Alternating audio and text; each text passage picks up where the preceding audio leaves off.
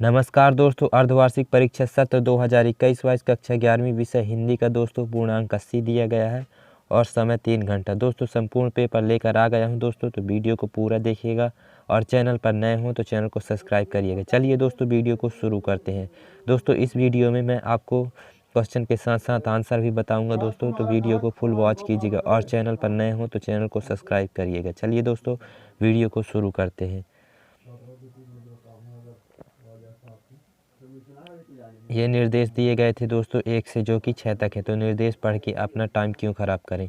दोस्तों यहाँ सही विकल्प देख लेते हैं दोस्तों, जो कि आपकी परीक्षा के लिए बहुत ही इम्पोर्टेंट हैं और इनके आंसर भी दिए गए हैं। रसात्मक वाक्यम काव्यम परिभाषा है दोस्तों, तो ये आचार्य विश्वनाथ की।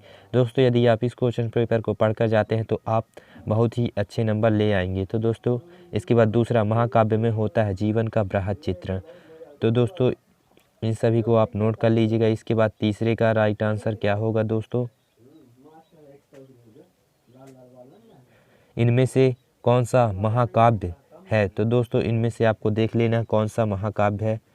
इसके बाद दोस्तों प्रश्न क्रमांक 4 देख लेंगे हम।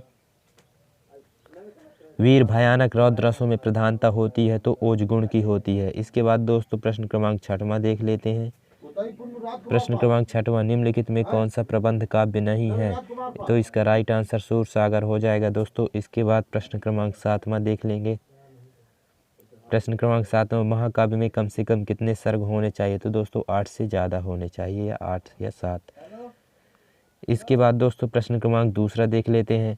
रिक्त स्थानों की पूर्ति कीजिए। माधुर गुण में खाली स्थान वर्णों की प्रधानता होती है तो कोमल वर्णों की। इसके बाद दोस्तों दूसरा, विरोध न होते हुए भी जहाँ विरोध का आभास हो वहाँ खाली स्थान अलंकार होता है तो विरोधाभास अलंकार होता है। इसके बाद दोहा छंद खाली स्थान काव्य है तो मुक्तक काव्य है। इसके बाद चौथा, रस के खाली स्थान अंग है तो 4, शांत रस का स्थायी भाव है निर्वेद। काव्य की शोभा बढ़ाने वाले धर्म को अलंकार कहते हैं। इसके बाद दोस्तों प्रश्न क्रमांक 3 देख लेंगे। सत्य और असत्य है दोस्तों, जो कि खंड काव्य में नवीन का समग्र अंकन होता है। तो दोस्तों ये सत्य असत्य सब दिए गए हैं, तो आप इनको नोट कर लीजिएगा। इसके बाद दोस्तों देख लेते हैं सही जोड़ी, जो कि प्रश्न क्रमांक 4 का है दोस्तों।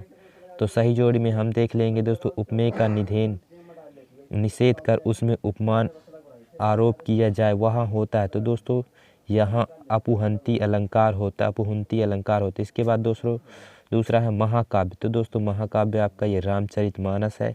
इसके बाद तीसरा, रसात्मक वाक्यम काव्यम। तो दोस्तों ये आचार्य विश्वनाथ के अनुसार दी गई परिभाषा है, जिसका अर्थ चिपका हुआ है। चौथा, तो इसका श्लेष होगा दोस्तों। और चिन्मय ने नाक दम कर रखा है, मैं शब्द शक्ति है तो लक्षणा सब शक्ति है। सही जोड़ी के बाद दोस्तों वीडियो को लाइक ज़रूर कर दीजिएगा दोस्तों, वीडियो पसंद आए तो। सही जोड़ी के बाद दोस्तों अपना है एक वाक्य में उत्तर। तो आप एक वाक्य के उत्तर अभी देख लीजिएगा दोस्तों, थोड़ी ही देर बाद मैं इनके उत्तर भी बता दूंगा। इसके बाद दोस्तों प्रश्न क्रमांक 6 देख लेते हैं, जो कि 2 अंक की प्रश्न है दोस्तों। सभी 2-2 अंक वाले प्रश्न है दोस्तों, वेरी इंपॉर्टेंट प्रश्न है। मुक्तक काव्य किसे कहते हैं, अविधा शब्द शक्ति किसे कहते हैं, सोदाहरण लिखिए। दोस्तों इन सभी के आंसर इसी वीडियो में मैं इनके नीचे बताऊंगा, तो आप देख लीजिएगा। ये है दोस्तों, जैसे ये 2 अंकी प्रश्न के पहले का आंसर है दोस्तों, मुक्तक काव्य किसे कहते हैं, ये अविधा शक्ति वाला है और उनके उदाहरण भी हैं। तो दोस्तों आप इनको देख के आराम से समझ लीजिएगा।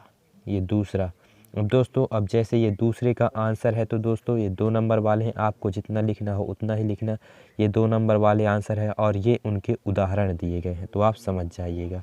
जैसे कि यहाँ एक बार समझा दूँ दोस्तों, दूसरे क्वेश्चन में था अपने अभिधा शब्द शक्ति किसे कहते हैं, सोदाहरण समझाइए। तो यहाँ से हम उत्तर देखेंगे, उत्तर दूसरा।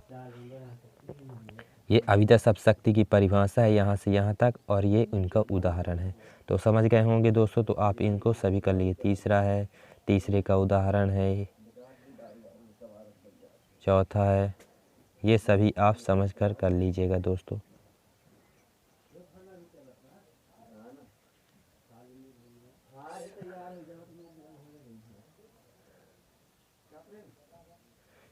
इसके बाद प्रश्न क्रमांक 7, जो कि 3 अंकी प्रश्न है दोस्तों।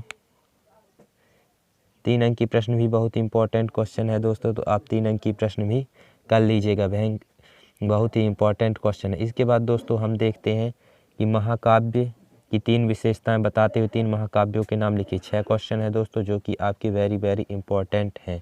तो चलिए दोस्तों इनको भी देख लेंगे हम। तो दोस्तों ये पहला उत्तर है, महाकाव्य की परिभाषा बताते हुए उनकी निम्न विशेषताएं हैं। तो दोस्तों ये आपकी 3 विशेषताएं पूछी गई है, तो आपको इसमें 6 की 6 विशेषताएं बता दी गई हैं दोस्तों, तो आप इनको देख लीजिएगा। इसके बाद दोस्तों ये ऐसे उनके भी उत्तर हैं दोस्तों, ये दूसरा का उत्तर, तीसरा का और उनके उदाहरण है, तो आप समझ लीजिएगा दोस्तों। मैं यहाँ जल्दी जल्दी करवा देता हूँ। इसके बाद दोस्तों तीसरे का देख लीजिए आप यहाँ, खंड काव्य की 3 विशेषताएं बताते हुए 3 खंड काव्य के नाम लिखिए। दोस्तों खंड काव्य की विशेषताएं और नाम है दोस्तों नरोत्तम दास, सुदामा चरित। इसके बाद यहाँ